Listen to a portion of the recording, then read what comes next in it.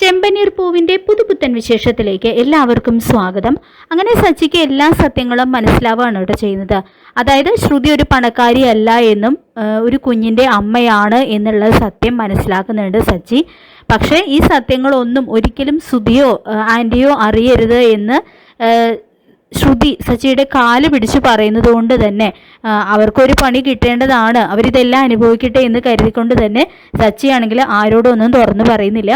പക്ഷേ യാദൃശ്ചികമായിട്ടുള്ള ഒരു സംഭവത്തിൽ സച്ചിക്ക് സകല നിയന്ത്രണങ്ങൾ വിടുന്ന ഒരു സംഭവം ഉണ്ടാവുന്നുണ്ട്. അതായത് ചന്ദ്രമതിയും ശ്രുതിയും ചേർന്ന് രേവതിയെ വീണ്ടും കുത്തി നോവിക്കുകയാണ്. രേവതി കാശിന് ഗതിയില്ലാത്തവളാണ്, ദരിദ്രവാസിയാണ് എന്നും പറഞ്ഞുകൊണ്ട്, അതായത് ശ്രുതിയുടെ അച്ഛൻ മലേഷ്യയിൽ വലിയ ബിസിനസ്സുകാരനാണ്, അങ്ങനെ രണ്ടുപേരെയും തമ്മിൽ താരതമ്യം പറഞ്ഞ് രേവതിയെ ചന്ദ്രമതിയും ശ്രുതിയും കൂടി വേദനിപ്പിക്കുമ്പോൾ ആ ഒരു നിമിഷത്തിൽ സച്ചി എല്ലാ സത്യങ്ങളും തുറന്നടിക്കുന്നുണ്ട് കേട്ടോ അവരുടെ മുന്നിൽ. നിങ്ങൾ കരുതുന്ന പോലെ ശ്രുതിയുടെ അച്ഛന് മലേഷ്യയിലൊരു ബിസിനസ്സും ഇല്ല, ഒന്നുമില്ല. ഇവൾ ഒന്നാന്തരം ഫ്രോഡാണ്, നിങ്ങളെയും നിങ്ങളുടെ മോനെയും പറ്റിച്ചുകൊണ്ടിരിക്കുകയാണ് ഇവള്. അല്ല, ഇവളുടെ അച്ഛനൊക്കെ പണ്ടേ ചത്തുപോയതാണ്, ഇവൾക്ക് ഒരു അമ്മ മാത്രമേ ഉള്ളൂ, പിന്നെ ഇവൾക്കൊരു കുഞ്ഞുണ്ട് എന്നെല്ലാം സച്ചി തുറന്നടിക്കുമ്പോൾ ചന്ദ്രമതിയും ശ്രുതിയും അത് കേട്ട് ശരിക്കും ഷോക്കഡ് ആവുന്നുണ്ട് കേട്ടോ. അപ്പോൾ ചന്ദ്രമതി പറയുന്നുണ്ട്, ശ്രുതി പറയുന്നുണ്ട്, നീ ആരെക്കുറിച്ച് ഈ പറയുന്നതെന്ന് വല്ല ബോധ്യമുണ്ടോ? എൻ്റെ ഭാര്യയെക്കുറിച്ച് നീ അനാവശ്യമൊന്നും പറയരുതെന്നൊക്കെ ശ്രുതി പറയുമ്പോൾ, ഞാൻ പറഞ്ഞതിൽ എന്തെങ്കിലും കള്ളമുണ്ടെങ്കിൽ നീ നിൻ്റെ ഭാര്യയോട് ചോദിച്ചു നോക്കുക, പഠിച്ച കള്ളിയാണ് ഇവള്, നിനക്കും ഇവർക്കും ഒരു പണി കിട്ടട്ടെ എന്ന് കരുതിയാണ് എല്ലാം അറിഞ്ഞിട്ട് ഞാൻ ഇതുവരെ ഒന്നും പറയാതിരുന്നത്.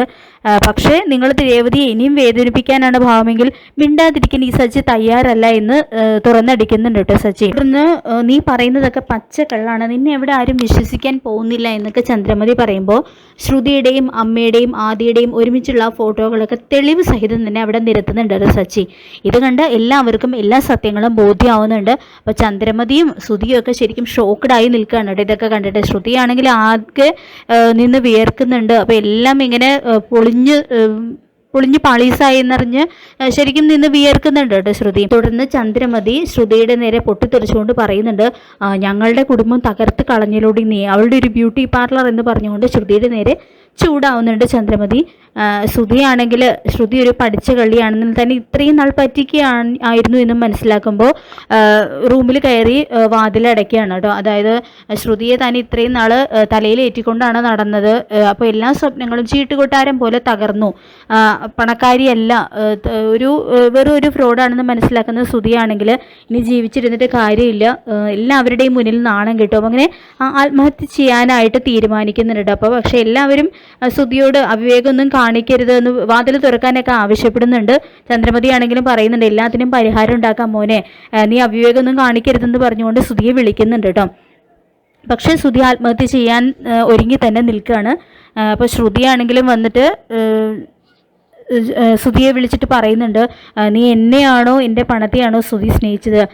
ഞാൻ നിന്നോട് കള്ളം പറഞ്ഞിട്ടുണ്ടെങ്കിലും അതെല്ലാം നിന്നെ സ്വന്തമാക്കാൻ വേണ്ടി തന്നെയായിരുന്നു. എനിക്ക് നിന്നോടുള്ള സ്നേഹം ആത്മാർത്ഥമായിട്ട് തന്നെയായിരുന്നു.